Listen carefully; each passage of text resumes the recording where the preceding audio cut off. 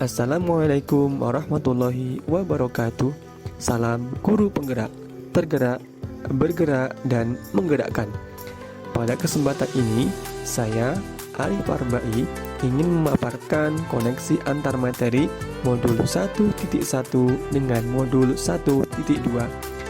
Koneksi antar materi ini saya sajikan dengan refleksi model 4P, yaitu peristiwa, perasaan, pembelajaran, dan penerapan. Dimulai dari peristiwa, momen yang paling penting dan mencerahkan bagi saya yaitu yang pertama mempelajari modul 1.1 Filosofi Pemikiran Ki Hajar Dewantoro sebagai acuan pendidik dan modul 1.2 Nilai dan Peran Guru Penggerak. Yang kedua, saya memahami filosofi pemikiran Ki Hajar Dewantoro di mana seorang guru bertindak sebagai among yang bertugas menuntun murid, serta pernyataan beliau mengenai menghamba pada anak. Yang ketiga, saya juga menganalisis masing-masing nilai dan peran guru penggerak yang berkaitan dengan filosofi Ki Hajar Dewantoro beserta penerapannya di kelas maupun di sekolah. Kemudian, selama mempelajari modul 1.1 dan 1.2, momen yang paling menantang bagi saya yaitu saat saya melakukan aksi nyata dan penerapan dari filosofi pemikiran Ki Hajar Dewantoro. Yang kedua, saat mengerjakan setiap tugas dengan adanya batas waktu, terutama untuk tugas kolaborasi yang hanya diberikan waktu 1 hari untuk berdiskusi bersama rekan sesama calon guru penggerak.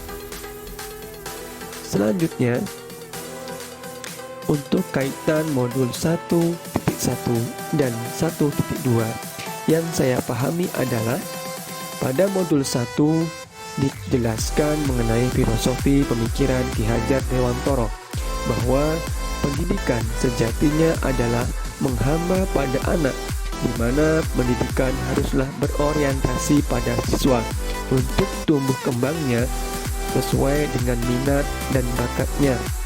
Sesuai pemahaman saya, hal tersebut sesuai dengan nilai guru penggerak berpihak pada murid dan peran guru penggerak yaitu menjadi pemimpin pembelajaran di sekolah maupun di kelasnya. Refleksi yang kedua adalah perasaan. Saat momen itu terjadi, saya merasa seperti bagaikan seorang yang berada di tengah padang pasir yang mencoba mencari oase. Oase itu adalah ilmu dan pengalaman berharga yang saya dapatkan dari pendidikan calon guru penggerak ini. Saya merasa bersyukur dan bahagia dengan kesempatan belajar yang diberikan sebagai seorang pendidik yang masih sangat minim pengalaman. Saya harus banyak belajar untuk membenahi diri saya. Saya merasa tergugah untuk mengimplementasikan ilmu dari setiap materi serta termotivasi untuk mempraktekkan dan berbagi. Refleksi berikutnya adalah pembelajaran. Sebelumnya saya berpikir bahwa saya adalah seorang guru yang biasa saja yang memiliki orientasi bahwa pembelajaran yang baik adalah murid yang duduk diam, tenang, mendengarkan, dan guru sebagai pusat pembelajaran. Saya selalu mengedepankan ranah kognitif karena adanya materi pembelajaran yang harus selesai sesuai target dan KKM nilai yang harus dicapai. Kemudian saya tidak pernah merefleksi apa yang saya kerjakan, dan saya juga tidak pernah berkolaborasi dengan rekan sejawat. Nah, sekarang saya berpikir bahwa saya harus mampu menjadi pemimpin pembelajaran yang berpihak pada murid dan selalu berinovasi agar pembelajaran menjadi lebih menyenangkan dan bermakna. Kemudian, saya juga harus mampu mewujudkan kepemimpinan murid menjadi coach atau pelatih bagi guru lain, mendorong kolaborasi, dan mampu menggerakkan komunitas praktisi. Refleksi yang terakhir itu penerapan. Dalam menerapkan ilmu yang saya peroleh dari modul 1.1 dan 1.2, Rencana pengembangan diri yang akan saya lakukan mulai dari sekarang adalah menerapkan nilai-nilai dan peran guru penggerak yang sesuai dengan filosofi pemikiran Ki Hajar Dewantoro. Antara lain, yang pertama, berpihak pada murid.